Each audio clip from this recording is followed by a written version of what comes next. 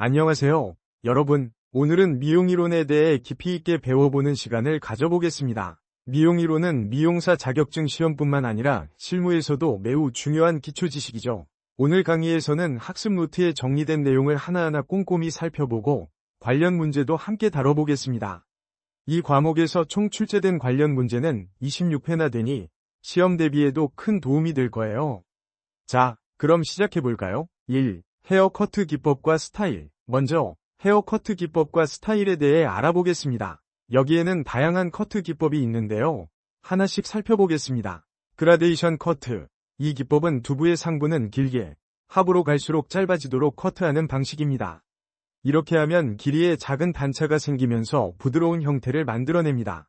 여러분이 흔히 보시는 보브컷 스타일이 이 기법을 활용한 대표적인 예죠.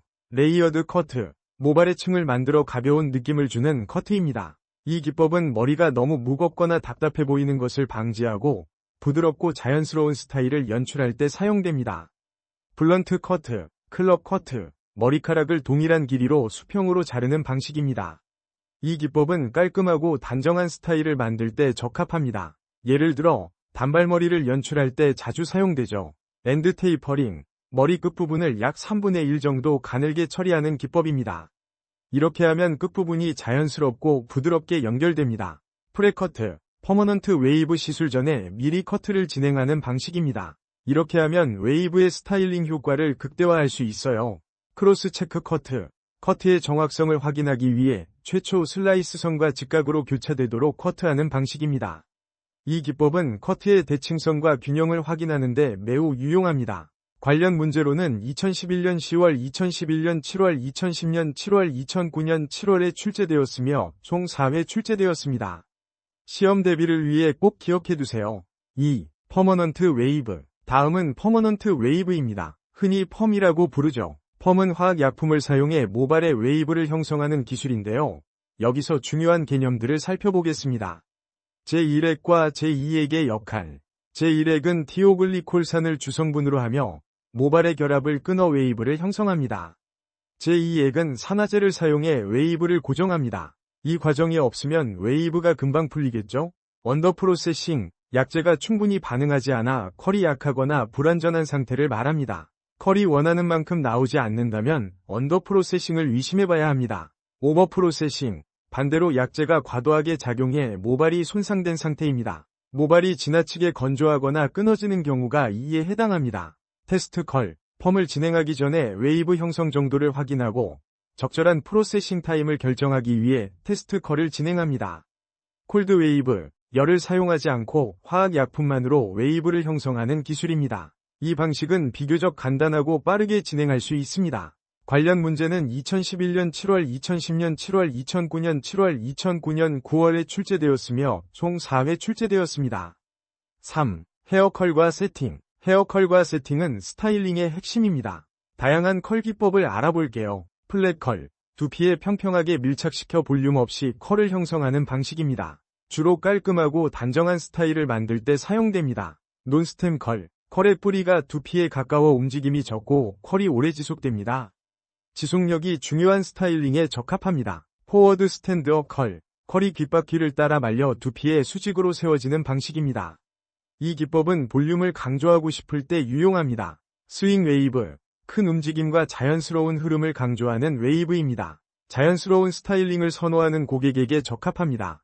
관련 문제는 2011년 2월, 2009년 7월, 2009년 9월에 출제되었으며 총 3회 출제되었습니다. 4. 연모제와 염색. 염색은 미용에서 빠질 수 없는 부분이죠. 연모제와 염색의 주요 개념을 살펴보겠습니다. 파라페닐렌디아민, PPD, 연모제의 주요 성분으로 강한 알레르기 반응을 유발할 수 있습니다. 따라서 염색 전에 반드시 패치 테스트를 진행해야 합니다. 다이터치업, 새로 자라난 모발 부분에만 염색제를 도포하는 방식입니다. 이렇게 하면 기존 염색된 부분은 손상되지 않으면서 자연스러운 색상을 유지할 수 있습니다. 논스트리핑 샴푸. 염색된 모발의 색소를 제거하지 않도록 설계된 샴푸입니다. 염색 후 색상을 오래 유지하려면 이 샴푸를 사용하는 것이 좋습니다. 관련 문제는 2011년 2월, 2009년 7월, 2009년 9월에 출제되었으며 총 3회 출제되었습니다. 5. 두피 및 모발 관리. 두피와 모발 관리는 건강한 머릿결을 유지하는 데 필수적입니다. 스캘프 트리트먼트. 건조한 두피에는 드라이 스캘프 트리트먼트를 사용합니다. 비듬성 두피에는 항균 성분이 포함된 트리트먼트를 사용합니다. 샴푸의 목적, 두피와 두발의 청결을 유지하고 건강한 상태를 유지하는 것입니다.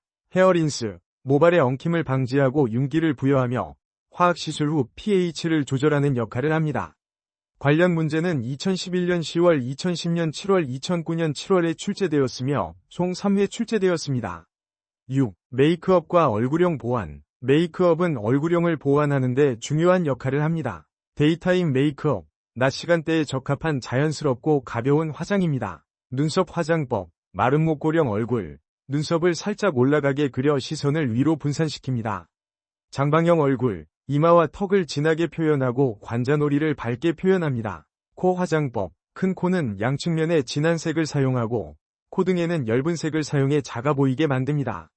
관련 문제는 2011년 2월, 2010년 1월, 2009년 7월에 출제되었으며 총 3회 출제되었습니다. 7. 네일 관리. 네일 관리는 손톱의 건강과 미용을 위한 과정입니다. 큐티클 리무버. 손톱 주변의 큐티클을 부드럽게 하여 제거합니다. 에머리 보드.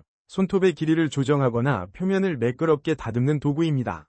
베이스 코트. 폴리쉬의 밀착력을 높이고 착색을 방지합니다. 관련 문제는 2011년 4월, 2009년 9월, 2009년 7월에 출제되었으며 총 3회 출제되었습니다.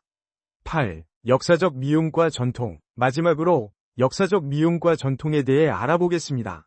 고대 이집트, 가발 사용과 진흙으로 두발의 컬을 만드는 기술이 발전했습니다. 조선시대, 가채를 얹은 큰머리와 쪽진 머리가 유행했습니다. 현대 미용의 도입, 한일합방 이후 서구 문물이 유입되며 현대 미용이 시작되었습니다.